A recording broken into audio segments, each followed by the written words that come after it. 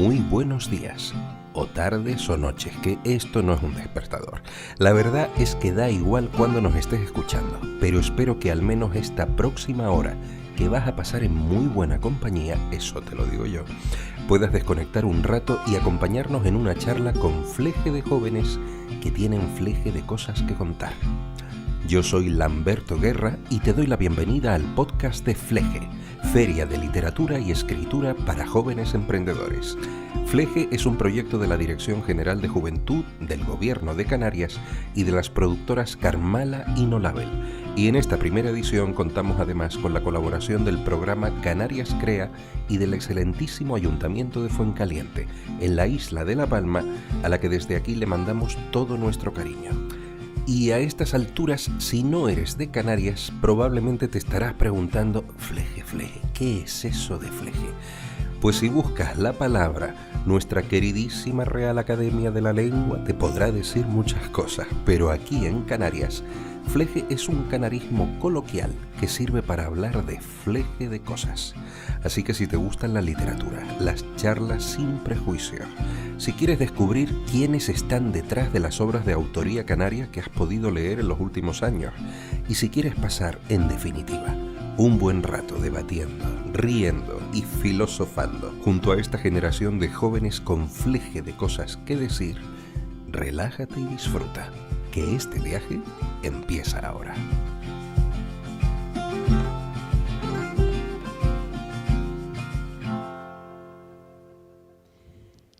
Pues buenas tardes, yo soy Covadonga García Fierro, tengo 29 años y he venido desde la isla de Tenerife. Estoy muy contenta de estar aquí. Es cierto que en La Palma se han celebrado otros encuentros similares, en el sentido de que acogen a bastante gente, como el Festival Hispanoamericano de Escritores o el encuentro Félix Francisco Casanova, pero no sé, lo de esta ocasión ha sido muy especial. No solo porque se trata de gente joven, sino también se trata de gente con diferentes sensibilidades, que cultiva diferentes géneros literarios y ha sido súper enriquecedor. Cuéntame un poquito de tu trayectoria. ¿Cómo empieza Covadonga en la literatura? Bueno, yo empecé escribiendo como mucha gente en el instituto. Tenía muchas emociones que no sabía muy bien cómo gestionar, cómo canalizarlas. Y tuve la suerte de tener muy buenos profesores en el bachillerato de humanidades que me animaron a escribir. Empecé ganando un premio escolar a nivel de Canarias y luego pues me di cuenta de que a lo mejor lo que yo escribía podía tener algún valor o ser de interés con ese premio, que fue como un espaldarazo. ¿Qué género escribes?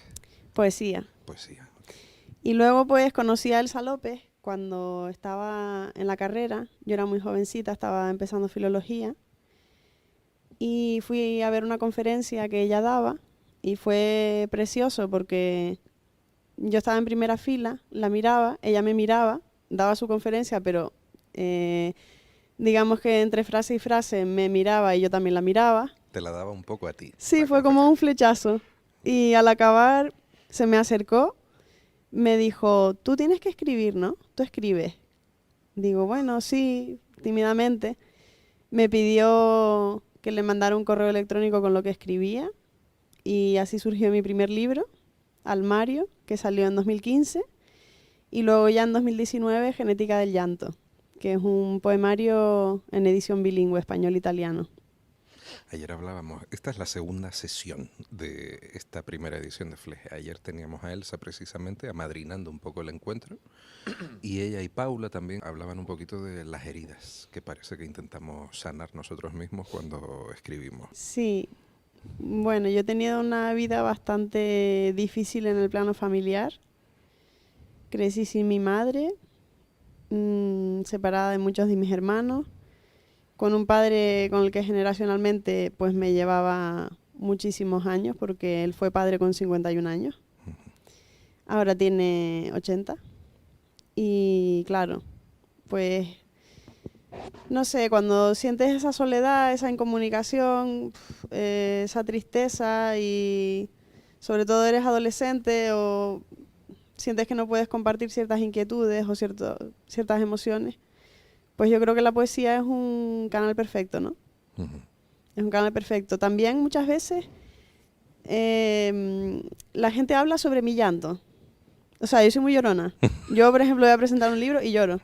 Pero lloro en la primera presentación, en la segunda, en la tercera y en la cuarta. Y si hay un recital, también lloro. Y entonces la gente, pues siempre me sacaba lo de que soy llorona. Y me decían, no llores, no llores. Digo, pues a ver, si lloro, lloro. Me sale espontáneamente y yo no tengo ningún problema en llorar. Entonces al final lo de genética del llanto fue un poco por eso. Y también, Una reivindicación. sí, una reivindicación y preguntarme cuál es el origen de la primera lágrima. ¿Por qué me emociono con tanta facilidad? ¿Qué tecla se está pulsando ahí, no? Entonces, bueno, aproveché esa reflexión para poner un título que creo que es bastante bonito. Sí, es muy bonito. Crees bien, crees bien. Pero sí, es que hay muchos tabúes hoy en día todavía. Y el tema de la emoción confesa y pública y notoria todavía es como hay que reprimirlo un poquito. No te Sí. expongas tanto. Seguimos. Nuestro compañero de la derecha, por favor, nombre, procedencia y qué te ha traído aquí. Hola, buenas tardes, buenos días, buenas todas. Yo soy Marcos dos Santos, tengo 31 años, soy un neocanario mil leches porque fui el primer tinerfeño de mi estirpe, siendo mi madre de La Palma, de Breña Baja, esta isla maravillosa que nos acoge y que forma parte de mi genética, del llanto y de la alegría. Y siendo mi padre gallego-portugués, de ahí mi apellido dos Santos por mi abuelo. Yo he publicado este año Cuadernos del Subtrópico Norte, que es mi primer libro. Yo creo que de entre todos y todas las que nos encontramos aquí, probablemente yo sea el más intruso y recién llegado al mundo editorial. Luego hablaremos del síndrome del intruso, Del que ayer síndrome del también nos lo impostor decía total. además. Y estoy feliz y contento de formar parte de esta convivencia, de este encuentro fleje fantástico, porque las heridas, los territorios, los cuerpos, las vivencias son súper interesantes. Yo ya detectaba que había ciertos vasos comunicantes en esto que podemos llamar generación, agrupación, constelación, como queramos, en términos estilísticos y de temas que tratábamos, pero lo que me está encantando es la parte como más humana, más de piel, más de tener conversaciones con Covadonga, con Katia, con Alba, con Dimas, y ver que compartimos muchas otras dimensiones súper interesantes en lo personal. Dice el feminismo que lo personal es político, yo creo que lo personal es literario, definitivamente. Y ver que aquí los hilos son más de los que nos pensamos, me da mucha ilusión para esta gran propuesta que nos ha hecho Elsa López de conformar una antología de jóvenes autores, que es un privilegio y que es un regalo que nos está ofreciendo Elsa, que debemos tratar con muchísimo cariño, y ahora tenemos el reto de nombrarnos. A ver qué nombre sale de aquí. Sí. Triste no será, No lo pero creo. igual jugamos un poquito con Sí, el yo de término. hecho, yo no soy nada triste en ese sentido. Yo tengo heridas y hablo de mis heridas también en mi libro, por supuestísimo, pero mi tono es más tragicómico. Yo soy bastante más gamberrillo y juego desde lo oscuro también, pero no... Oye, que cada uno expresa la emoción que le salen y lo plasma en las letras como quiera, no hay ningún problema. Pero en mi caso, yo espero que el nombre no sea Antología de los Tristes, porque yo me salgo de ese marco. Me autoexilio de eso, Marco. Sí. No, pero sí, lo que decías es cierto. A nosotros también nos emocionaba muchísimo ayer, tanto a Laura, directora general de Juventud del Gobierno de Canarias, que es quien nos hace este encargo, Sí. este regalo de encargo, tanto a Carmala como a Nolabel, las dos productoras que hemos sacado esto adelante. Y estábamos súper emocionados viendo lo que estás diciendo. O sea, el trabajo literario tiene mucho de solitario durante gran parte del proceso. Y es emocionante cuando lo pones en común, como terminamos ayer la sesión haciendo un círculo, y algo tan sencillo como presentarnos, el valor que coge eso cuando te expones ante un montón de gente con la que te das cuenta de eso, que compartes un montón de hilos más allá de la etiqueta con la que en principio crees que te puedes conectar, identificar, etcétera. En este encuentro hay todo tipo de personas. Elsa hablaba ayer de la diferencia, del valor de la diferencia. A mí me gusta incluso más la palabra diversidad, que Sí. hoy en día está un poquito choteada igual, pero tiene mucho valor la diversidad, ¿no? Sin duda, sin duda. Sí, bueno, yo soy de los que piensa que el lenguaje es una herramienta y nunca es tarde para reapropiarnos de esas palabras y darles otro significante y otro contenido.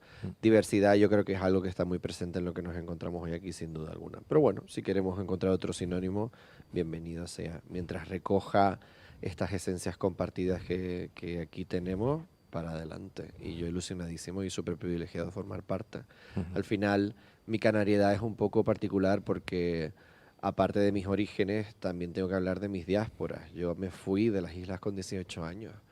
Entonces, volver a este encuentro, hay mucha gente que...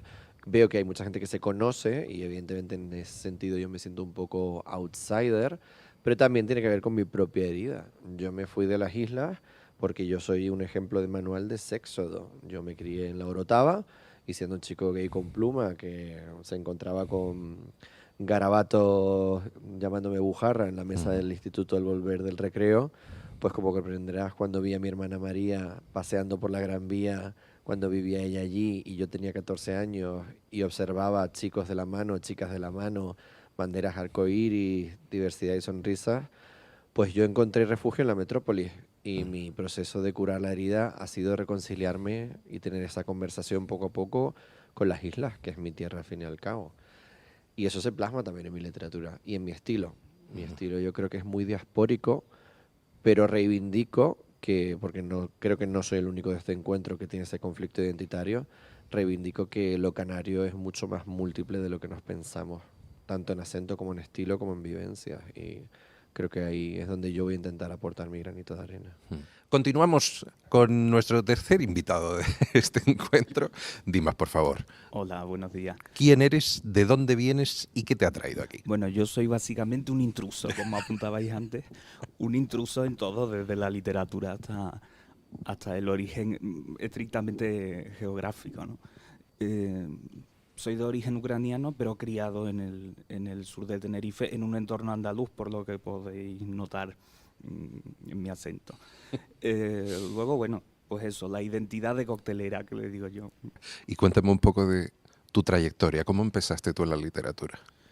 Bueno, ya de esto han hablado. Imagino, muy bien apuntabas antes diciendo esto de la soledad, ¿no? Es decir, la soledad es algo que la literatura requiere, pero muchas veces se llega a la literatura a través de la soledad, a través del aburrimiento. Y yo imagino que a Newton también le pasó eso, ¿no? Cuando vio caer la manzana. Y a los presocráticos también le pasaba eso, estar por ahí holgazaneando, ¿no? En medio de la campiña y de repente uno piensa. Yo me crié en medio de unos campos de golf llenos de turistas terribles, donde apenas se hablaba español en el ayuntamiento, en el municipio de San Miguel de Abona, al sur de Tenerife. Y claro, no había Netflix, la conexión era bastante irregular, a internet me refiero. Y claro, uno tiraba de lo que podía, y básicamente eran libros. Libros que se me facilitaban no por iniciativa propia, sino que me lo facilitaban profesores, que luego con el paso de los años se han convertido en amigos. Y tuve la suerte de dar ese salto donde no tenía que buscar, sino que ya me venían los libros encontrados y localizados. Y claro, muy astutamente Amelia Lorenzo, que es de aquí, de La Palma, que era profesora mía de francés, me iba deslizando algunas obras. Y me decía, por favor, ni se te ocurra que no se entere la jefa de estudio que te he traído esto. Y esa especie de mecenazgo de lectura te condiciona. Te condiciona primero como lector y luego como escritor. Es decir, el que escribe es una especie como de lector frustrado, que decide dar el salto, cruzar el umbral, ¿no? Y dice, bueno, pero si este lo ha podido hacer y le ha salido bastante regular, yo creo que lo puedo hacer mejor, ¿no? Luego hay algo como de vedette, siempre digo yo, hay algo de subirse al escenario y de exhibicionista, ¿no? En el que escribe. Luego, claro, esto acarrea frutos positivos y negativos, porque hay dos tipos de escritor, ¿no? Igual que hay dos tipos de poeta, en el que se podría hablar, bueno, pues el grupo de la experiencia, ¿no? Y esto en los 50 hasta los 80 se clasificaba así, y el poeta del silencio, ¿no? Estaba mirando ahora un libro de Tomás Redondo Velo, con el que ganó, creo que son 2 poemarios reunidos en un tomo, con el que ganó el Félix Francisco Casanova. Claro, esto me lo decía una profe de literatura hispanoamericana en Salamanca. Tenéis que adoptar a poetas del silencio e invitarlos a muchas ginebras. Porque claro, se nota eso, se nota en la brevedad, en la concisión, el que es poeta del silencio. Es la soledad extrema llevada al extremo del lenguaje en cuanto es breve. Y me pregunto cuántos poetas del silencio, cuántas personas que exploran esas vías son exhibicionistas. Me arriesgaría a decir que ninguna. Y luego pues estamos las vedettes, ¿no? O sea, los que escribimos en la soledad esperando cosechar los frutos de las masas y las preguntas impertinentes y hablar, ¿no? Que es lo que en el fondo creo que nos gusta. Lo que pasa es que, bueno, hablamos por escrito, ¿no? Comunicar al final, ¿no? Que lo engloba todo. O escribimos por hablado, sí. ¿Quién eres? ¿De dónde vienes? ¿Y qué te ha traído aquí a Fleje? Hola, muy buenas. Lo primero, muchísimas gracias por invitarnos, por invitarme en especial. Mi nombre es Beatriz Morales Fernández, vengo de la isla de Gran Canaria y estoy aquí en Fleje y con Fleje de ilusión y de inspiración porque desde que soy pequeña me cuestionaba las imágenes, me cuestionaba las palabras y quería aventurarme en ellas y conseguir transmitir mensajes a través de las emociones. Y todos esos conceptos al final sintetizaron en una sola idea y proyección que fue la poesía. Y llevo escribiendo desde que soy pequeña, primero con un blog. De hecho, en su momento consideraba que mi literatura era meramente íntima, digital, en un blog que no compartía con nadie, pero llegó un momento que empecé a publicar también pues esas entradas de blog en las redes sociales, y de Blogger pasé a WordPress y a partir de ahí esa proyección me llevó pues a poder publicar en distintas revistas literarias, luego una llamada de Félix Hormiga para publicar en Canarias en Letras y poder publicar mi primer poemario, La premisa de la inocencia, tal vez un poemario de presentación, por eso de hecho lo llamé así, La premisa de la inocencia, porque era la presentación como carta poética al mundo literario, a este mundo que me ha llevado aquí. Y a partir de ahí pues seguí indagando, seguí escribiendo, publiqué una plaquette de poesía el año pasado, a finales, que se llama El de pelo de los sueños, y me gusta mucho utilizar la poesía como un método de expresión propio. También dejar al texto suelto, que llegue a los receptores, a los lectores, y que esas composiciones poéticas hablen por sí mismas. Por lo tanto, también creo en la muerte del autor, ¿no? que hablaba Roland Barthes. Y todas esas emociones sueltas que por sí mismas tienen significado propio, para mí transmiten quién soy yo. Pero ese yo al final se vuelve el otro, porque tiene que hablar por sí mismo el texto. Y en esas ando, experimentando con el cuerpo de la palabra, experimentando con los mensajes de la intimidad. De hecho, una de las palabras que más utilizo es intimismo, porque creo que me expando a través de la estrofa, del verso, y quiero seguir indagando en este camino, aprender de mis compañeros y compañeras poetas que están aquí, de las cuales estoy aprendiendo un montón. Así que no solo Fleje de ilusión, sino Fleje de inspiración para seguir en este camino. De hecho, toda esta pasión literaria me llevó a ser profesora de lengua castellana y literatura, y también es inspirador porque ves alumnos y alumnas que escriben muchísimo, que escriben con un montón de talento, y al final te das cuenta que pueden pasar los años, tú vas creciendo, pero la juventud viene fuerte. Y al final esta materia que doy pues también me sigue inspirando para seguir en este camino y compartir. Ay, que me encantó, yo seguiría escuchándote. Cuéntame más de ti. Ayer usábamos mucho la palabra, hoy estamos aquí de escuchante, ¿no? Sí. Fue una gozada estar ayer también de escuchante. Sí. Cuéntame tú también, ¿quién eres, de dónde vienes y qué te ha traído a Fleje? Yo soy Katia Vázquez, vengo de la isla de Tenerife, aunque en realidad, bueno, vengo de Argentina. He ido y he vuelto un par de veces. Entonces, y creo que ya hay una pulsión llamándome para allá otra vez, pero seguramente regresaré. Esto es así, un vaivén. ¿Y qué me trajo a Fleje? Bueno, yo quiero reiterar los agradecimientos que dijo Bea, ¿no? Porque es maravilloso esto y cada vez lo confirmo más. Y claro, ¿qué me trajo? Bueno, la poesía en sí misma, ¿no? Un sueño que es que de pequeña, ¿no? Antes de aprender a escribir, pues Yo como que imitaba, entonces hacía como circulitos y yo pensaba, ay, estoy escribiendo. Y ahí no tenía ni idea de vocales, no sabía ni las letras, pero ya me imaginaba y me encantaba el hecho de decir, wow, soy adulta, escribo con 3 años, ¿no? O menos, no sé cuándo se aprende a escribir. Y entonces, claro, siempre con ese sueño yo decía, ay, qué ganas, ¿no? De ser escritora, wow. Y de repente te das cuenta, un momento dado se cumple ese sueño por vericuetos de la vida, ¿no? Por encuentros, casualidades, y después publicas, ¿no? De repente. Y a partir de ahí dices, wow, algo puedo hacer con estas letras, ¿no? Y me gustó mucho lo que decía Elsa ayer, de que uno también es escritor antes de publicar. Personalmente pienso que incluso, claro, igual publicas y todavía no eres escritor tampoco, ahí me hallo yo, ¿no?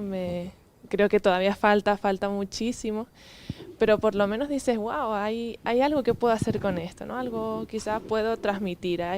Tengo una herramienta aquí para expresarme, para entenderme y para comprender el mundo en el que vivo, ¿no? Y solo a través de ese poema que de repente veo reflejado en el cuaderno, digo, wow, ahora entiendo las cosas un poquito mejor y ya me quedo como más tranquila, ya puedo como seguir caminando, ¿no? Y digo, bueno, ya está. Has dicho dos cositas que he hablado con más compañeros y sabía que iba a salir aquí también. La primera es de lo último que has dicho, cuando eras pequeña y hacías estos círculos, etcétera. Sí. Hablando del trazo, hoy en día estamos perdiendo el trazo muchas veces. El hecho de nosotros a mano escribir, sobre todo en la infancia, en una época que nos ha tocado vivir de sobreestimulación, en redes sociales, en videojuegos, en no sé qué, ver a padres con niños en restaurantes y donde sea, y ellos para tener su break, el niño o niña está enchufado a una pantalla. Y ya no escribimos a mano, ¿no? Total. La compañera de la derecha me hace... Eso es lo que me gusta, que se cree el debate, para eso estamos Sí. aquí. Como profesora es un problema que nos preocupa muchísimo a todos los educadores y hay estudios científicos que han demostrado que las nuevas tecnologías a edades demasiado tempranas afectan muchísimo en el aprendizaje de la lectura, del procesamiento cognitivo, de toda una serie de habilidades que tiene que desarrollar el cerebro y que, por decirlo pronto y mal, digamos que se desarrollan mal si tú metes a un niño muy pequeño ya con las nuevas tecnologías muchas horas. Yo lo veo también en el alumnado mayor. Yo este año estoy dando clases a segundo de bachillerato y tienen que hacer un comentario de texto en las pruebas de acceso a la universidad. Un comentario de texto pueden ser, pues, digamos, 2 folios por delante y por detrás escritos, ¿vale? 4 caras. Es imposible que escriban 4 caras. Los primeros comentarios de texto, el primer trimestre, me duele la mano, tengo tendinitis, no puedo pasar de una página. Era una cosa. Luego las caligrafías como si fueran niños de primaria. O sea, se ha perdido el trazo de la mano. Eso que conecta la mano con el pensamiento. Estamos procesando las ideas y al mismo tiempo las estamos escribiendo con el trazo de la mano. Eso no es lo mismo que dar una tecla. Bueno, siendo profe también, trabajo en un centro en el que hay iPads, ¿no? Y entonces desde primero de la ESO trabajan con iPads por todo este tema de la tecnología y la innovación y demás. Y hay veces que me revienta porque digo, saquen un cuaderno y de repente no tienen un cuaderno. Bueno, saquen una hoja. Y es como, wow, saco una hoja. Y el lápiz, que estamos a 6ª hora y todavía no habían sacado un lápiz. Digo, venga, saquen el lápiz, un bolígrafo.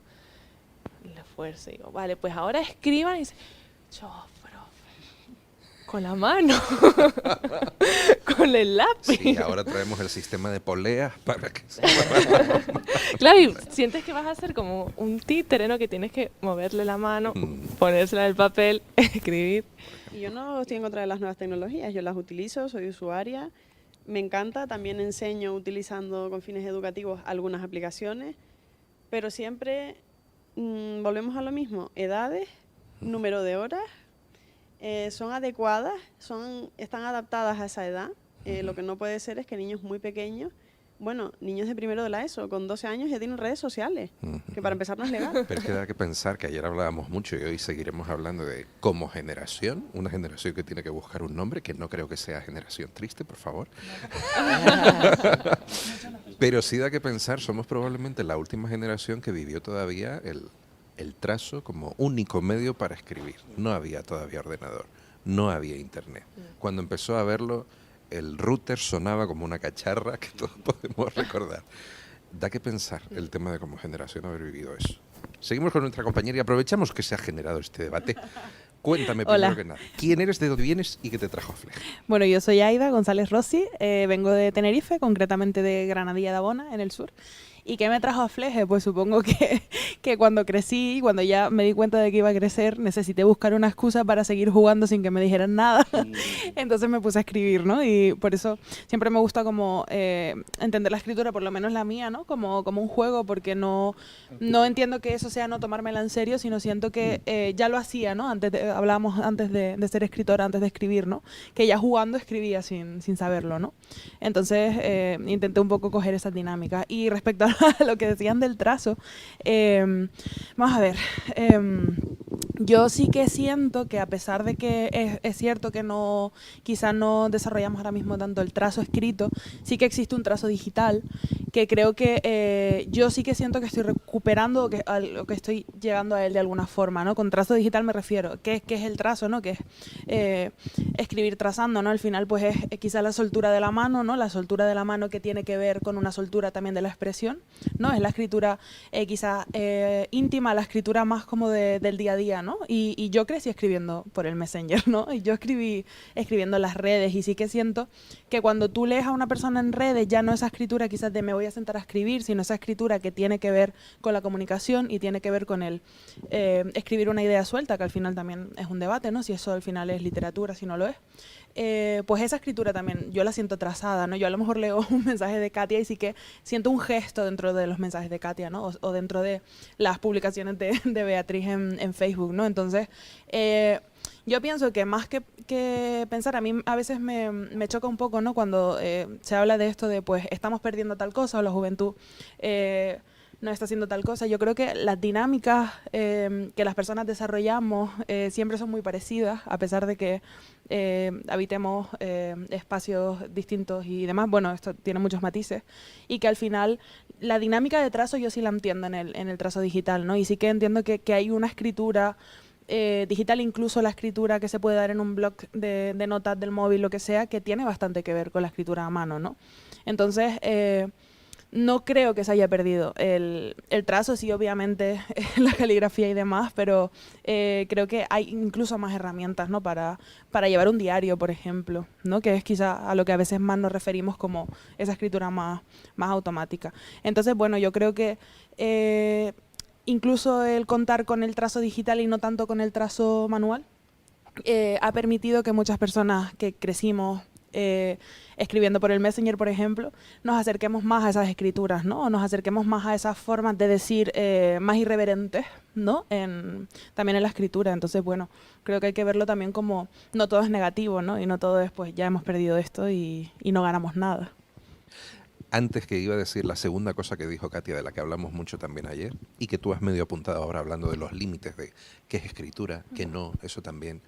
Ayer hablábamos mucho y ha salido en otras conversaciones el síndrome del impostor. Todavía no me llamo escritora, me da pudor, no sé. Dime. Yo debo puntualizar que en realidad cuando hablamos de síndrome del impostor, ahí a mí me genera conflicto porque el síndrome del impostor empezó siendo el síndrome de la impostora y empezó hablando precisamente de unas dinámicas de género muy concretas en las que a las mujeres no se nos permite ocupar los espacios públicos de la misma forma que a los hombres, ¿no? A las mujeres o a las personas no binarias, ¿no? Entonces, bueno, creo que a veces hay que tener cuidado, ¿no? Cuando hablamos de síndrome del impostor, porque al final sí que siento que muchas veces cuando este discurso viene por parte de hombres sí se apropian un poco, ¿no? Ese tema que son dinámicas de género, que obviamente al final también el tema de la impostura tiene que ver con la clase, lo podemos leer de muchas formas, ¿no? Pero bueno, a mí me gusta hablar de síndrome de la impostora. Y eso viene genial porque también estábamos hablando antes con otros compañeros en el podcast Y tiene que ver con lo que tú estás diciendo, como un concepto, en este caso, el síndrome de la impostora, en este caso, ¿cómo lo vemos? Como que se ha apropiado, mm, vamos a no cargar tanto la tinta, iba a decir perversamente, ¿se ha apropiado erróneamente este término para acuñar otras cosas? O como decíamos antes también hablando del trazo, del manual al digital, simplemente ha evolucionado y cada vez abraza más historias. Está encendido. No, primero que nada, si vas a hablar tú primero, como todas las demás. ¿Quién eres? Claro. ¿De dónde vienes? ¿Y qué te ha traído a Fleje? Y ahora continuamos con el debate. Bueno, también traje estar aquí, soy a.k.a. Nodina Ennis, vengo de Gran Canaria. Y al igual que a todos y a todas que estamos aquí, pues lo que me trajo aquí supongo que es una curiosidad insaciable, que es la que he tenido siempre por todo lo que representa lo que sea mm, mu- interdimensional, que podamos desdoblarnos y porque para mí la literatura y la creación artística, porque yo he hecho un verdad de todo. Yo empecé, antes que estaba, no sé qué fue, que estaba comentando a alguien, que yo empecé a ver, fue, que yo empecé tintando, desde con 8 o 9 años estuve tintando en la escuela nacional, la Escuela de Arte de Juan Pérez, que es una escuela con mucha trayectoria. Yo no sabía eso, en esa época, yo tintaba, hacía óleo o no, o dibujaba animales, cosas, tal. Y, y entonces a mí lo que siempre me ha unido al mundo artístico es la curiosidad. Y con respecto al debate de que estamos hablando, yo he notado en mí también aparte de varios procesos de evolución de escritura, he notado en mí que mi forma de relacionarme con la escritura cambia notablemente cuando lo hago digitalmente y cuando lo hago analógicamente a mano, ¿no? Eh, no, de hecho, tengo un libro ahí también que dentro de poco, que lo fui escribiendo, lo fui escribiendo prácticamente casi todo desde el móvil, desde un grupo de WhatsApp, un tío solo. Hice un grupo, metí a 3 amigos, les dije, venga, Dios, los eché y me quedé yo solo en el grupo. Y ese grupo lo tengo de nota, de agenda, ¿no? Y casi todos los escritos que están en ese libro están hechos ahí. Y la única parte que no está hecha, si no está hecha a mano, causalmente, vino a ser una parte, un inciso que está en el libro, ¿no? Una especie de monólogo en medio del libro. Y creo que yo no creo en mensajes apocalípticos. Tampoco creo que la postura sea, como decía un doctor, con un apocalíptico contraintegrado. No creo que sea eso. Sino creo que han cambiado nuestras formas de relacionarnos y que podemos llegar a entendernos con los medios que tenemos hoy y podemos llegar a sacudarnos como se han sacudado la gente en todas las épocas. Tampoco creo que lo que están hablando antes haya, tampoco creo que haya una generación, una juventud, porque creo que eso se ha dicho siempre. Creo que siempre los jóvenes han marcado a sus padres y los padres han marcado a sus hijos, ¿no? Siempre otras generaciones ha habido gente diciendo, la juventud está tardía, ¿no? Y a mí personalmente lo que me llama la atención de este encuentro es la diversidad que tenemos todos tenemos de medios tan distintos como Katia, que va a vivir en Argentina, o como tantos, Fuerteventura, hasta Tenerife, hasta entonces, y que eso que crea encuentro y sinergia dentro de esa diversidad, a la vez lo que decía Elsa ayer también, tenemos una cabeza que está expresando algo que estamos viviendo todos en común, ¿no? Y que al final es nuestro tiempo. Y en nuestro tiempo, como en todos los tiempos, se han buscado diálogos, encuentros, puntos de fisura. También parece que esta sociedad post-pandémica ha demostrado una derecha crítica en crisis, como en todas las épocas, pero realmente ahora yo es la que estoy viviendo y en otros. Y parece que las humanidades, el arte, la literatura en este caso, puede ser una gran fuente de sanación. Porque para mí la poesía también es terapia. Decía una gran poeta argentina de mis creencias, que la quiero mucho, Alejandra Pizarnik, decía: son los poemas si duele, si sana, si hay herida, si no hay herida. Y decía: todos escribimos un poema porque estamos rotos, decía. Así que bueno, a mí me parece que la escritura en este caso es la mejor forma de sanarnos unos a otros y ponernos esas vacunas en grupo, ¿no? Así que bueno, la verdad que estoy encantado de estar aquí con ustedes y en este diálogo. Pero eso también es un orgullo que estén todas y cada una de las personas que hemos logrado traer, que no ha sido fácil, nunca es fácil, sobre todo una primera edición, pero esperemos que sea eso la primera. Y has dicho dos cosas que también salieron muchas veces ayer. Tú has hablado de diversidad. Ayer Elsa hablaba de la diferencia como elemento que nos une, ¿no? Conocer las diferencias entre cada persona, pero no verlo como algo excluyente, sino como otro nexo más. Tú has hablado de diversidad, que a mí es una palabra que personalmente me encanta, pero es cierto que en los últimos tiempos se ha choteado tanto, sobre todo a nivel político, con otros intereses, ¿no? Que ahora parece que sirve para hablar de cualquier Sí, es cosa. cierto, otro día hablando de eso, hablábamos en clase, en el máster que estoy estudiando, en Ciudad Palma, hablamos de la tendencia que hay ahora, y es un peligro caer en eso, porque cuando yo hablo de diversidad, lo hago con ciencia, no lo hago con ningún prejuicio ni por tratar ninguna carencia que yo tenga para expresar algo, para verbalizar algo.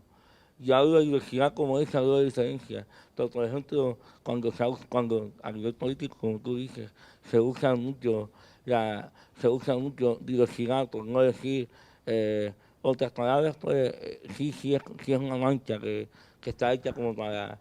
También es un barniz de demagogia un poco. Pero yo cuando hablo por ejemplo, yo estoy pensando ahora en la diversidad funcional, que es realmente una de las muchas diversidades que nos afectan, ¿no? En mi cuerpo ultratriglicérico.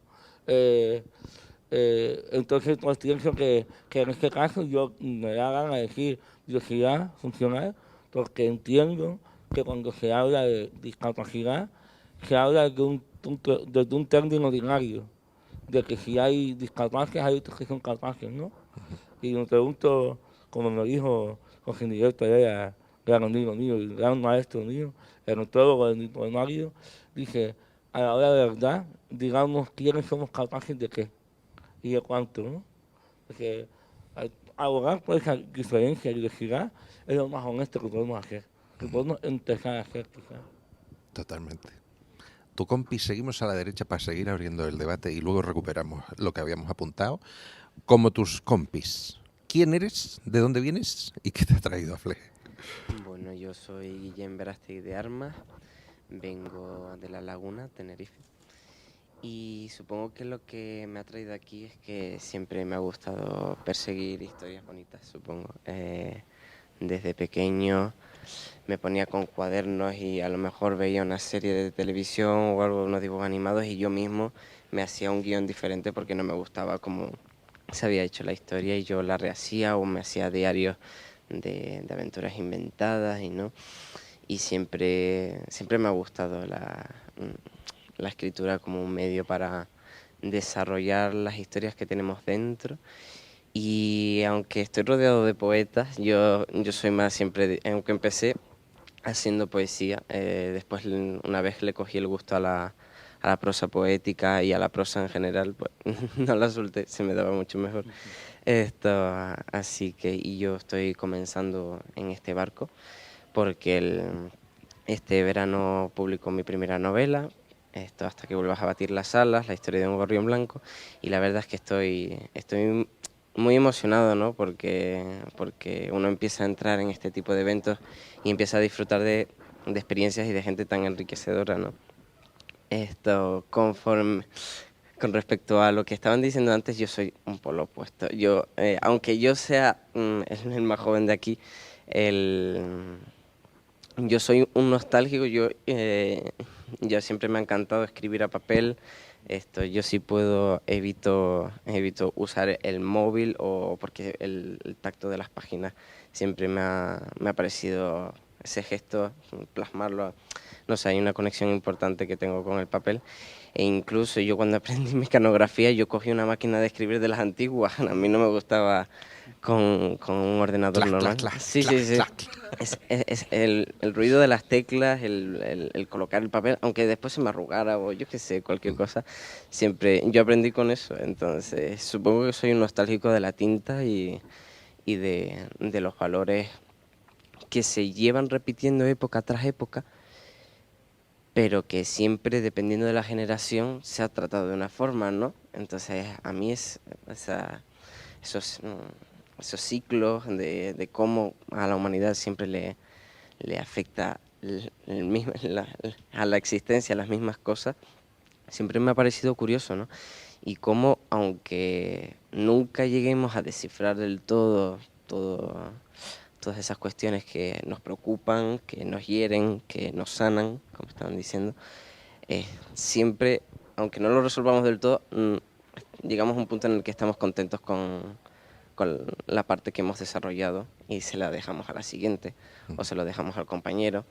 Escuchamos lo que dice el compañero, ¿no? Porque al final estos eventos son para escuchar a los compañeros, aparte de hablar, porque yo, que sobre todo estoy empezando, yo aquí vengo sobre todo a escuchar, porque aquí hay gente que dice cosas muy bonitas y que dice mucha verdad, no verdad absoluta, sino una verdad interior que se nota y que uno empatiza con ella y después se da cuenta de que somos todos mucho más parecidos de lo que parece, ¿no? El sentirse identificado con el texto de una persona que no conoces y que de repente ves que puede ser la historia de tu vida, a mí me parece algo mágico que más allá de otras cosas que me gusta hacer, no siento que pueda representar tanto y también se desarrolla en otros hobbies, ¿no? A mí me gusta mucho actuar también y creo que a mí mi sueño es representar los personajes que yo mismo hago, porque es como el pack completo, ¿no? O sea, uno lo desarrolla en su mente y después lo termina de vivir corporalmente. Entonces, esa sensación de sentir lo que uno escribe, ya sea como lector o actuando, eso no tiene precio, yo creo. Sé de lo que hablas. Sé de lo que hablas. Para terminar la ronda de presentaciones y ya seguir y continuar y concluir, compañero de la derecha, ¿quién eres? ¿De dónde vienes? ¿Y qué te ha traído a Fleje? Bien. Soy Daniel María. Soy de La Gomera, pero vivo en Tenerife. Y estaba pensando en esa pregunta de qué te ha traído a Fleje, ¿no? Y creo que a Fleje me han traído personas que decidieron unir sus fuerzas para soñar un encuentro entre personas de diferentes islas que nos dedicamos a la escritura, a crear mundos donde podemos ser plenamente felices y auténticos. Y me parece interesante pensar que me han traído personas para convivir con otras personas, ¿no?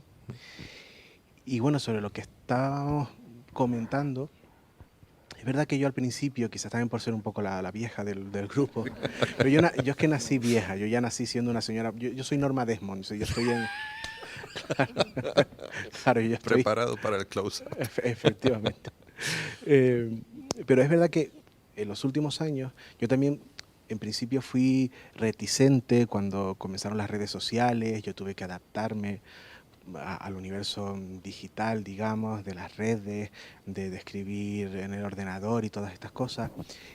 Pero después me he dado cuenta de algo creo que es súper importante, y es que esa reticencia que yo tenía al principio, probablemente era por un choque, no sé si generacional, no sé si ese es el término, pero bueno, por un choque ante lo desconocido, ante lo que no sé usar, ¿no? Pero luego he planteado, yo que en los últimos años he dirigido mi mirada únicamente al universo LGBT, solo leo a bolleras, a trans y a maricas, y a bi, y a pan y a no binaria, pero solo leo eso. Es más, solo reseño eso en la revista que leer, y me cuesta mucho incluso leer literatura que no esté dentro de esta mirada, ¿no? Pues he llegado a la conclusión hace ya algún tiempo de que precisamente a lo mejor la escritura manual, la caligrafía, no terminaba de escribir mi cuerpo. Mi cuerpo gordo, mi cuerpo marica, mi cuerpo velludo, incluso hasta mi cuerpo isleño, quizás por escrito, es decir, manualmente, caligráficamente, no estaba del todo contado. Y sin embargo, cuando llega la posibilidad de Internet, se convierte en una plataforma donde muchísima gente comienza a elaborar estos discursos. Yo tengo la oportunidad de leer discursos de otras personas, sobre todo de Latinoamérica, donde se está escribiendo y mucho sobre nuestras identidades y nuestros cuerpos, y pienso que gran regalo del universo y de personitas que han pensado en crear Internet para que estos discursos sean accesibles, para que sean prácticamente inmediatos. Y sin embargo, con todo lo nostálgico que yo soy, que soy absolutamente camp, que soy de verdad súper nostálgico, creo que no existe, o sea, no ha habido un momento, quizás la gran revolución es cómo se está extendiendo la oralidad gracias a Internet. La cantidad de conferencias, presentaciones de libros, debates que yo veo por YouTube, que es literatura pura y dura, a la que no tendría acceso de otra manera si no fuese gracias a este canal, ¿no? Por lo tanto, yo creo que la palabra está más viva que nunca gracias al teclado y a Internet. Y a mí me ha costado llegar ahí, lo reconozco. Pero luego pienso, ¿quién echa de menos escribir sobre piedra? ¿Quién echa de menos escribir en los papiros? Llegará un momento en que nadie eche de menos escribir en papel. Es decir, seamos también realistas. Yo soy el primero que lo romantiza, de verdad. Pero que llegará un momento en el que si dentro de 20 o 30 años ya nadie escribe a mano, pero todos nuestros cuerpos y nuestras identidades están representadas y contadas, lo importante es el contenido. Si ya resulta que luego no van a existir nunca los libros de papel, que van a existir porque hace 10 años era casi imposible pensar que podías comprar Lady Gaga en vinilo, ¿me entiendes? Y ahora todos los amantes del vinilo estamos viviendo una época maravillosa, todo vuelve. Y arruinándonos todo también. Y arruinándonos. Con los vinilos. Todo vuelve, y con las reediciones, y como todas las viejas que nos gustan, hace 40 años que publicaron tal, 30 años que publicaron tal, estamos comprándolo como locas. Entonces, claro, luego pienso, no, lo importante es el discurso. Yo de verdad estoy súper agradecida al universo Internet y al teclado porque me ha permitido conectar con mi realidad, verme escrita, verme representada y además es una proyección de la literatura. Cuando yo leo, por ejemplo, ayer se nombró, ¿no? Cuando yo leí Las Malas de Camila Sosa Villada, fui a YouTube a escucharla a ella. Necesitaba su voz, su cuerpo, necesitaba su entonación, necesitaba sus ojos, y los tengo gracias a YouTube. O alguien a quien amo como Terence Mosh, pues lo voy a buscar a los programas de televisión, a las entrevistas. Necesito sentirlo de esa manera, ¿no? Entonces, creo que estamos viendo un momento que seguramente es como siempre, no sé si complejo, pero siempre que se dan pasos hacia adelante, tienen que convivir diferentes realidades y siempre con un conflicto de qué se pierde en el camino, qué no se pierde. Yo creo que estamos ganando mucho, estamos ganando muchísimo, sí. Los cambios siempre implican una etapa de fricción, ¿no? Digámoslo así, con lo que había y lo que viene ahora, ¿de dónde vienes? ¿A dónde vas tú? A mí me gustaría, lo que han apuntado a ti, te trajeron aquí personas. Antes hablando con otros compañeros también y retomando un pasaje que leyeron, ayer leyó Covadonga del libro Ébano, uno de los libros que escogieron en esta dinámica que hicieron al final, que hablaba del tiempo y que el tiempo al final existe pero no existe. El tiempo es lo que hacemos nosotros con el tiempo, ¿no? Al final Fleje es lo que ha hecho un grupo de personas con el tiempo, y gracias a Laura Fuentes y a Juventud del Gobierno de Canarias, Carmala y Nolabel, estas dos productoras de las que formamos parte, pues podemos hacer el sueño de llevar a cabo un encuentro como este, tan simplón en el mejor sentido de la palabra, como crear un espacio para encontrarnos y compartir. Y como les decía yo ayer, que se lo decía de todo corazón, en serio, ayer la tarde que compartimos era una gozada, porque sin que fuera tedioso, sin que fuera un sobreesfuerzo, no, pero había un grupo de personas cuidando las palabras que utilizaban y escuchándolas todas. No había ruido. Había comunicación, de verdad, y eso tiene un valor impresionante. Completamente de acuerdo. Nos encontramos, los antropólogos dirían que esto es el antropoceno, la era de la información, ¿no? Todo como muy disruptivo, hiperlíquido, como diría Bauman, y muy breve. Creo que también esto se está traduciendo en el mundo literario y editorial. Leí por ahí un artículo el otro día que venía a señalar que las orientaciones del marketing de la publicación están pidiendo a los autores, sobre todo de novela, que las novelas no sean muy extensas, que duren en torno a 200 páginas o algo por el estilo. Al final todo este tipo de dinámicas evidentemente impactan. Por ejemplo, ahora yo que estoy de promoción de mi libro y tengo que hacerme un poco de mi propia Paquita Salas en términos de promo y toda la historia, tengo que pasar mucho tiempo en redes, subiendo una foto, editando, subiendo contenido, historias, esto, lo otro. Entonces pasas bastante tiempo y esfuerzo de tu día a día proyectando una imagen, una narrativa, un storytelling, y eso también te arranca tiempo del proceso creativo. Así que sí, coincido contigo también en que lo que ocurrió ayer fue analógicamente hipnótico, ¿no? Porque estábamos aquí escuchándonos. Y qué privilegio escuchar a Elsa López, y qué privilegio escuchar a Paula Fernández, ¿no? Una desde la voz de la experiencia como matriarca de las letras canarias, y otra desde la voz del estudio más académico y bibliotecario, de haber tenido el esmero y el esfuerzo de leernos a casi todos y casi todas nosotras y decir, he detectado estas coordenadas comunes: el cuerpo, la herida, el territorio, ¿no? Y fue como, wow. Así que sí, yo estoy encantadísimo, hipnotizada Colau. Me encuentro yo con todo esto que estamos viviendo. Pero sí es cierto, ayer escuchando a Paula hablando sobre la herida, sobre que hay como este volver, y lo decía Elsa también, hablar de la madre, de la abuela, en sentido literal y figurado, como concepto, como volver a las raíces y tal. Al final hay como una necesidad en medio de todo este ruido del que estamos hablando, de la sobreestimulación, de la adicción a la inmediatez, lo que tú también estás diciendo sobre las redes sociales, en procesos así en que hay que hacer promoción, etcétera. A nosotros también nos pasa como productoras de un evento.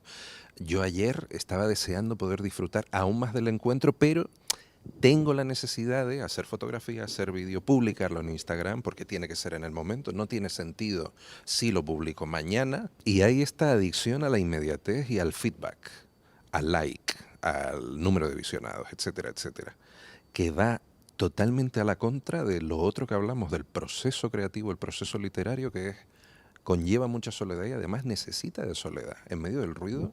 Y de la salud mental también, ¿eh? Difícil. También va en contra de la salud mental. Es que la salud mental es el marco que ampara todo lo que estamos hablando, creo yo, ¿no? Pero como vivimos en esta inmediatez, en este estrés, en esta angustia, en esta frustración constante que provoca el estar adicto a la inmediatez y al feedback positivo, al final la salud mental es lo que se resiente, y la salud mental es la base de todo. Por eso yo quise leer ayer ese trocito de Ébano sobre el tiempo. Es que tenemos tanto que aprender de África. En Occidente vivimos esclavizados al tiempo, siempre con prisas, como si el tiempo fuera algo que realmente existiera, como si fuera nuestro jefe, dándonos órdenes. Venga, date prisa, no has acabado esto, tienes que colgar una foto. El tiempo no existe, podemos hacer con él lo que nos dé la gana, como hacen los africanos. Nos hemos dejado llevar por una especie de determinismo de las cosas vienen dadas. Y hay una frase que yo no soporto, que es absurda, simplona y no se le da importancia, pero es lo que hay. ¿Cómo que es lo que hay? No es lo que hay, es lo que hacemos nosotros que haya, ¿no? Y eso se aplica a muchísimas cosas. Dimas, ibas a decir. Bueno, a mí me gustaría apuntar varias cosas de lo que habéis hablado. Sí. Sigo aquí, sí. Romper un poco una lanza contra esto, por ejemplo, de los videojuegos que hablabais. A Pérez Reverte se le preguntaba en una entrevista, no, que conste que no es tanto de mi devoción, pero ahí atinó y estuvo muy acertado. Quizás la pervivencia de la narrativa encuentre lugar dentro de unas décadas o dentro de un siglo en la forma de narrar del videojuego, donde el argumento de alguna manera se desarrolla a través de la voluntad del que participa en él. Esto es diferente a una novela, porque el desarrollo de una novela tiene que ver con la voluntad del que lo escribe y no del que lo lee. Sin embargo, en el videojuego la voluntad es del que juega, no es del que crea el juego, aunque luego crea una serie de variantes, ¿no? Sí. Para poder actuar. Esto sí es interesante. Y esto sí es productivo para el niño, para el mayor, para el teórico y para el narrador, para el escritor. Es decir, ahí también los escritores tenemos un gran campo de batalla, ¿no? A descubrir, porque son los mundos posibles, ¿no? que la teoría literaria ha abarcado y ha tratado tanto. Sin embargo, me encanta esto de la inmediatez, ¿no? Tú decías el sobreestímulo visual. cómo el texto se ha convertido en imagen. Es decir, los instagramers, los tuiteros no ponen, o sea, ponen palabras de una determinada manera, unas palabras que son limitadas. Luego, alguna relación hay también con esto de la poesía del silencio que hablaba, pero dada la vuelta, casi profanando, ¿no?, la poesía del silencio. Tengo unos determinados caracteres y sé que si pongo un mensaje sin sobrepasar estos caracteres, se vuelve imagen. Luego la gente no lee un poemita de una escritora cursi, que se me ocurre ahora que no diré. Ve una imagen, que es la imagen de la pildorita un poco cursilona, estúpida, que bueno, pues te tomas tu smoothie por la mañana y te sientes mejor, un poco Mr. Wonderful lírico, ¿no? Y hay que reflexionar sobre esto, sobre el tiempo que requiere la literatura, sobre el tiempo que nosotros debemos exigirle a los demás. Esto, por ejemplo, bueno, Rowling, que es una persona que, en fin, está rodeada de polémicas, pero que yo admiro en el sentido... ella dice que le tenía que quitar a su familia horas. Es decir, el jueves para mí, el jueves para escribir. Y claro, esto los niños y el marido, lo que sea, no lo entendían. Pero anda, pero por favor, mamá, que te encierras en un cuarto, que no estás haciendo nada, ¿cómo vas a estar trabajando, no? Esto mucha gente no lo entiende. Silencio y falta de estímulo. Falta de estímulo en un sentido positivo. Porque estamos sobreexcitados, todo es imagen. Luego, ¿dónde queda la palabra? Y respecto a esto de la diversidad que hablaba al principio, tiene mucho que ver con esto. Y a mí no me gusta hablar tanto de diversidad, que es una palabra un poco ya manida y casi que politizada, todo es diverso. Exacto. Coño, pues en Instagram hay mucha diversidad, pero es una diversidad un poco falseada, teatrera, en el sentido en el que la diversidad que yo encuentro, por ejemplo, pues qué sé yo, de personas maquillándose, ¿no?, es autoficción, que está tan de moda hoy en día. Nos autoficcionamos para dar una imagen normalmente embustera, ¿no?, o errónea al mundo. O sea, yo quiero ser así, luego me muestro así para que tú pienses que en el fondo yo soy mejor que tú. Luego, más que diversidad, yo practicaría la otredad. Y la otredad es algo que sí está presente en la literatura. Porque a mí no me impide mi condición de homosexual echarme a llorar como una Magdalena leyendo, pues qué sé yo, algún libro de Jane Austen. Bueno, yo soy un poco especial para esto de la lectura, porque no mucha gente lloraría con Jane Austen, ¿no? Pero esto no me impide saltar la barrera de 300 años y saltar la barrera del sexo, del género y de unos acuerdos sociales determinados que son diferentes. Luego, ahí está la magia, la otredad. Es decir, yo puedo escribir, puedo enamorarme, puedo ser un caballero del siglo XIV y una mamarracha durante el golpe de Estado. Y puedo matar al novio de mi mejor amiga, y me puedo cortar las venas, y puedo abofetear a mi madre, y salir como indemne de ese proceso. Esa es la otredad, esa es la magia de la literatura, que no está en Instagram. A mí me gustaba mucho ayer hablando de... Lo empezábamos a apuntar antes también, cuando hablaban de volver a la madre, a la abuela. Al final hablamos en sentido literal y figurado. Yo creo que al final le tiene que ver con dos cosas, dos conceptos grandes que hemos tocado: el tema de la sobreestimulación, las redes, la inmediatez, etcétera. Y por otro lado, como decía Marcos antes, el tema de la salud mental. Al final, que en medio de este entorno, de este contexto, mejor dicho, estemos volviendo al origen, es como una necesidad de llegar a lo que es de verdad. En medio de tanto ruido, decir, espera un momento, ¿qué es de verdad? ¿Qué necesito yo?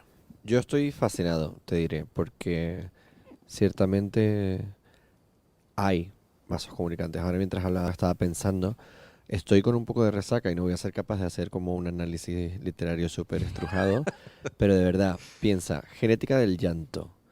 ¿Qué dice genética del llanto? Origen y secreción. Ayer se hablaba del cuerpo, y las secreciones y los flujos. Llanto, Alba Tavío, la piel, pueblo yo, Aída, territorio, donde también en su léxico y en sus poemas hay mucho de cuerpo, de uñas sucias, de vómito, ¿no? Cuadernos de Subtrópico Norte.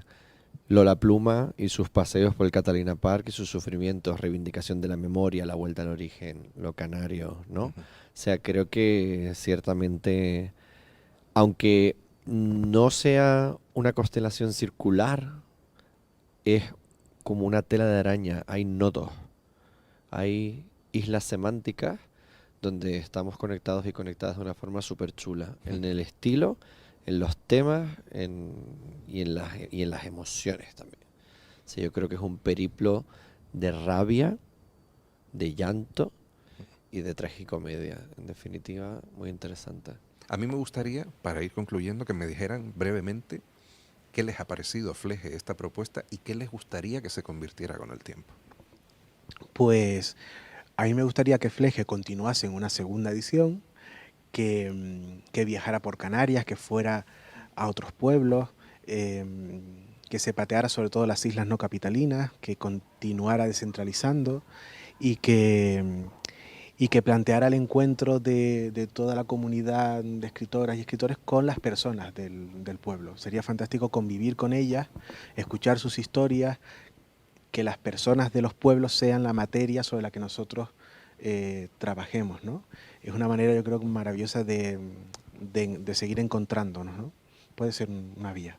Bueno, yo también estaría encantado con que esto siguiera teniendo muchas ediciones y que se repitiera a lo largo del tiempo, mostrando la unión de una juventud de personas dedicadas a la literatura en Canarias, que muchas veces cuando yo, que lo tengo más reciente, cuando estamos estudiando, es como que el ser joven y el formar parte de esto parece como incompatible, ¿no?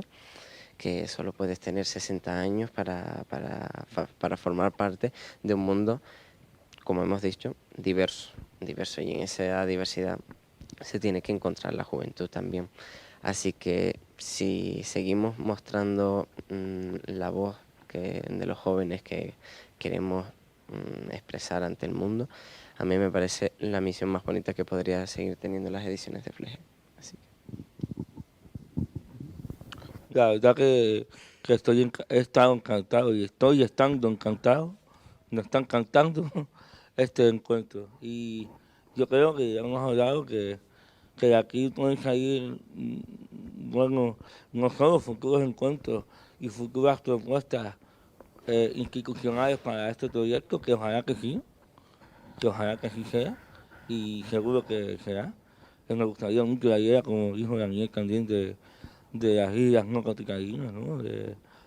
Nos imaginé ahora una serie de estrellas en Fuerteventura, sería una maravilla. Y bueno, a mí lo que me queda claro que se está generando es un encuentro que va a ser decisivo para todos nosotros y que va a crear nuevas alianzas y nuevas alianzas, no me gusta, son políticos, ¿no? Nuevas sinergias, esa palabra, esa esta vez, una palabra muy ecocrítica. Sinergia. y ya es que pensando en llegar a casa para empezar a leer los Marios y hacer reseñas de lo que he conseguido por aquí.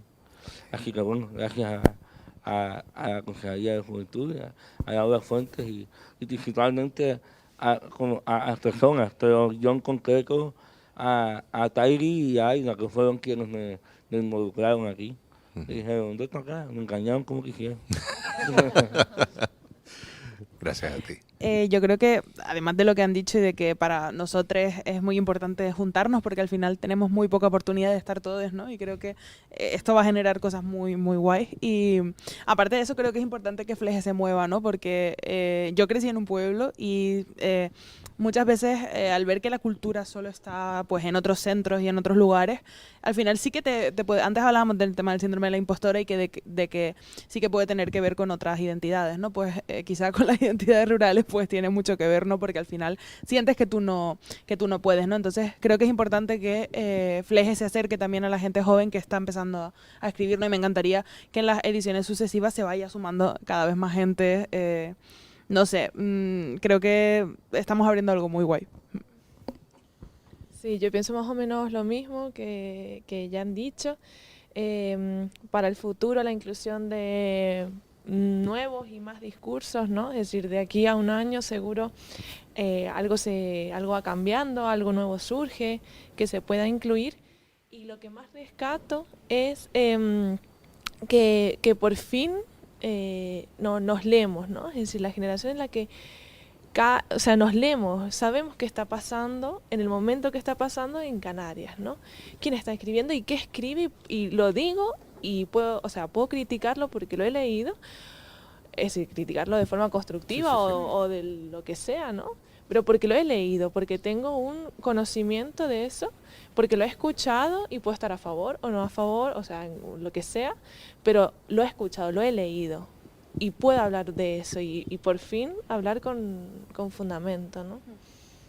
A mí me ha encantado, sobre todo me ha gustado mucho la parte de convivencia, de las dinámicas grupales que hicimos, porque como comentaba antes, es verdad que ya se han hecho otros festivales, otros encuentros de literatura donde se une mucha gente en La Palma o en otras islas, pero siempre es en un formato de una persona se sube a un escenario, da una conferencia y los demás están escuchando.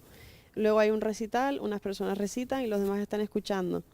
Y aquí lo que hemos hecho son dinámicas grupales donde todos estamos participando, todos estamos aportando, todos estamos utilizando la palabra, intercambiando ideas, discutiendo temas. Y no sé, esa parte más de convivencia es la que realmente me llevo, la que más me ha enriquecido y la que me está ahora mismo dando ganas de leer libros de mis compañeros, porque los he podido conocer más como personas. No son simplemente la cubierta de un libro, ni un título, sino que conoces a la persona y dices, pues me apetece leer lo que esta persona ha escrito. Marcos. Súper de acuerdo con Covadonga. Para mí esto está siendo un campamento de las pieles y las letras. Magnífico, precioso. Yo ya había leído unos cuantos. De hecho, me voy con un montón de autógrafos de mis compis, súper feliz. Pero me leeré los que me quedan. Y creo que ha sido una iniciativa espectacular. Hay que agradecer a Laura Fuentes Vega, directora general de Juventud del Gobierno de Canarias. Hay que agradecer a las organizaciones que ustedes lideran, que están detrás, que han permitido que estemos aquí tratados con tanto cariño y tanta profesionalidad. A Tairi, a toda la gente que se ha dejado la piel porque estemos aquí. Y yo creo, no es por sonar súper ambicioso, pero creo que esto puede ser antológico. Más allá del propio hecho de que creemos una antología de textos, creo que esto puede convertirse en un encuentro de referencia para las letras canarias y ojalá nos miren desde fuera y también nos tomen como punto de partida. ¿Dimas? Yo me dedico a repetir porque como él lo ha dicho todo, es muy complicado aportar algo nuevo. Fleje está en esa, digamos, tomando posiciones, ¿no? Con esta primera edición y luego se tiene que encontrar su lugar y reivindicarse y hacerse ver, digamos, en su entorno más próximo, que esto no me cabe duda que pasará. Pero una vez pasado esto, y es lo que él se apuntaba, hay que abrirse y establecer unos vínculos con los poetas gallegos, unos vínculos con los poetas asturianos, unos vínculos con los catalanes, incluso con poetas extranjeros, de manera que en ese cobijo ocurra algo extraño, que es en la medida en la que acoge, se expande. Y eso es algo, por lo que hay que luchar y por lo que hay que, en fin, contribuir un poco con lo que cada uno pueda.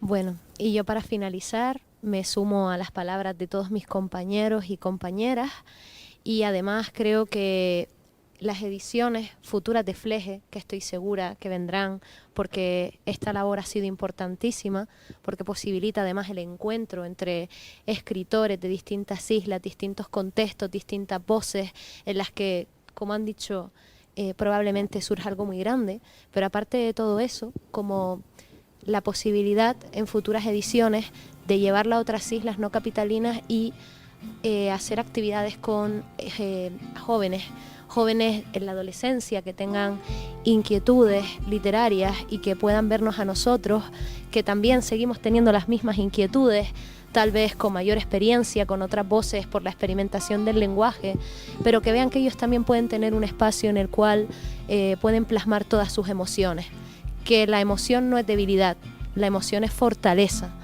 Y al final creo que la importancia que tiene Fleje es la creación del diálogo, porque el diálogo, ya que hablábamos antes de la literatura oral, nos permite cesar el ruido, y si dejamos el ruido de lado, se marca la diferencia de cada uno de nosotros y nosotras, y esa diferencia es lo que nos une.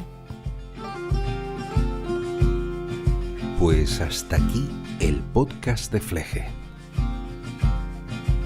Como pasa con los buenos libros o con las charlas con café y sobre todo buena compañía, más que con respuestas, espero que te hayamos dejado con más de una buena pregunta en la cabeza. Quiero dar las gracias a todas las personas que han hecho esto posible, no solo este podcast, sino Fleje, esta feria maravillosa que esperamos que tenga mucha vida por delante. Y muchísimas gracias a todas estas voces maravillosas que me han acompañado en este ratito. Y sobre todo, por último, pero no menos importante, muchas gracias a ti por escucharnos. Y espero que volvamos a coincidir en una próxima edición de Fleje. O como bien apunta Echede y Medina. Bueno, yo creo que si ustedes hicieran una segunda edición, sería un flejazo, ¿no? Flejazo, flejote y así podemos seguir al superlativo.